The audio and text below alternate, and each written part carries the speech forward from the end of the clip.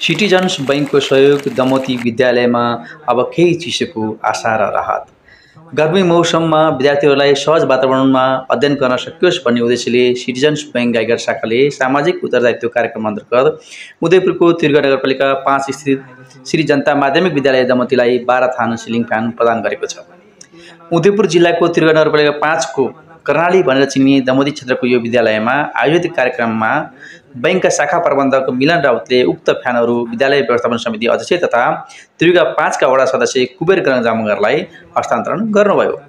Fan प्राप्त भएपछि विद्यालयमा अध्ययनरत विद्यार्थी र शिक्षकहरू अत्यन्त उत्साहित भएका छन्। विद्यालयका तर्फबाट बैंकलाई विशेष धन्यवाद दिँदै सामाजिक उत्तरदायित्वमा गरेको योगदानको प्रशंसा पनि गरिएको थियो।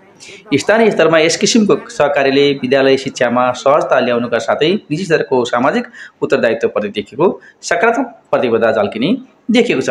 यस्ता कार्यक्रम अरू बैंकहरूले पनि ग्रामीण क्षेत्रमा गएर गर्नुपर्ने आवश्यकता देखिएको छ।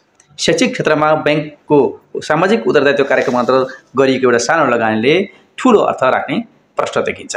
यस कार्यक्रमको आयोजना गर्नुहुने शाखा प्रबन्धक मिलन राउत र सिटिजन बैंकलाई हामी धन्यवाद नदिइरहन पनि सक्दैनौँ। सिटिजन बैंकलाई दमोतीवासी र त्रियुगा नगरपालिका वार्ड 5 का सम्पूर्ण अभिभावक तथा आम जनताहरूबाट सिटिजन बैंक प्रति आभार व्यक्त गर्न चाहन्छौँ। हस्त धन्यवाद।